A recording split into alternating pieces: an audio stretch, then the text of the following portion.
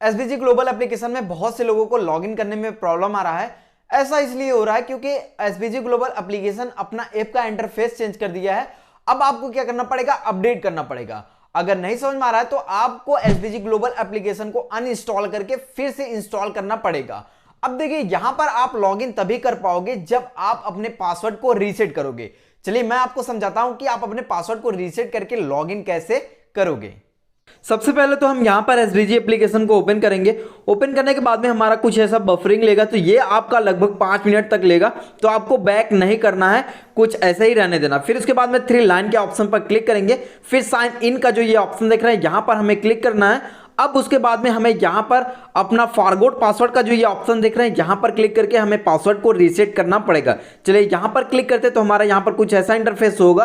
तो अब हमें यहां पर अपना एसबीजी आईडी ऊपर एंटर करना पड़ेगा, नीचे ईमेल एड्रेस एंटर करना पड़ेगा। फिर सेंड ओटीपी के ऑप्शन पर हमें क्लिक करना पड़ेगा।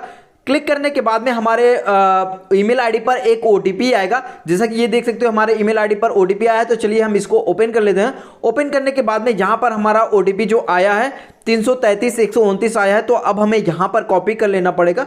कॉपी करने के बाद में अब हमें इसको जहां हमारा ओटीपी आया था ना यहां पर पेस्ट कर देना पड़ेगा। पेस्ट करने के बाद में सबमिट के ऑप्शन पर हमें क्लिक करना पड़ेगा। जैसे ही आप सबमिट के ऑप्शन पर क्लिक करोगे तो आपको यहां पर नया पासवर्ड क्रिएट करना पड़ेगा। याद रहे जब भी आप अपना पासवर्ड क्रिएट करिएगा तो पहला लेटर आपका जो है कैपिटल लेटर में रहेगा। चलिए हम अपना पासवर्ड एंटर कर देते हैं नया।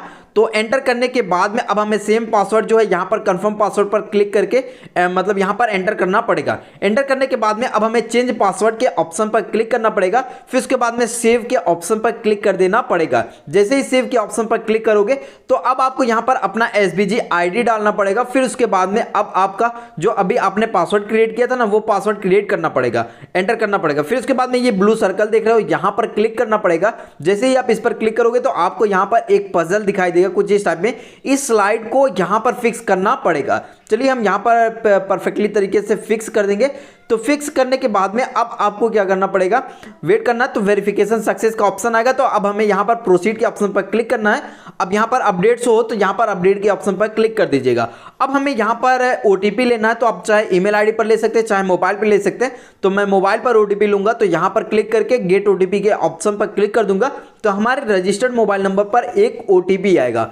चलिए यहां पर रजिस्टर्ड मोबाइल नंबर पर हमारा ओटीपी आ गया है। तो अब हमें वही ओटीपी यहां पर एंटर करना पड़ेगा। फिर लॉगिन के ऑप्शन पर अब हमें क्लिक कर देना पड़ेगा। जैसे ही लॉगिन के ऑप्शन पर क्लिक करेंगे तो हमारा कुछ ऐसा पेज ओपन हो जाएगा।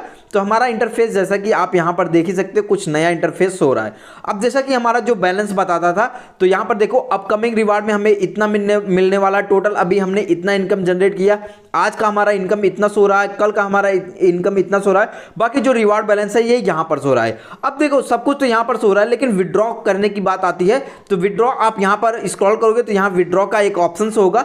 जैसे इस पर क्लिक करोगे तो नीचे स्क्रॉल करोगे तो आपका यहां पर जैसे पहले विड्रॉल करते थे वैसे आप विड्रॉवल कर सकते हो।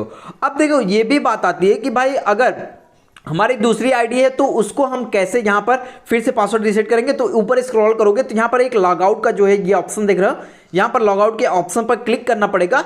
तो फिर से अब आपको क्या करना पड़ेगा, दूसरी आईडी के पासवर्ड को भी रीसेट करना पड़ेगा।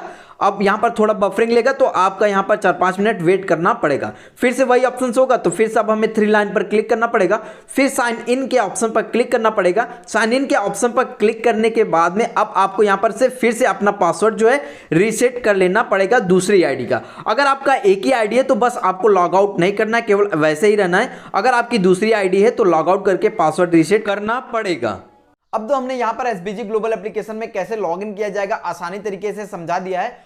अगर एसबीजी से रिलेटेड कोई भी प्रॉब्लम हो तो आप हमें क्वेश्चन कर सकते हो कमेंट बॉक्स में लिखकर, या तो आप इंस्टाग्राम पर मैसेज कर सकते हो जो कि मेरी आईडी है @arvindraj01। और फिर उसके बाद में अगर आपने अभी तक एसबीजी ग्लोबल एप्लीकेशन में अकाउंट नहीं ओपन किया है तो लिंक डिस्क्रिप्शन में है, आप वहां पर क्लिक करके अकाउंट को ओपन कर सकते हो।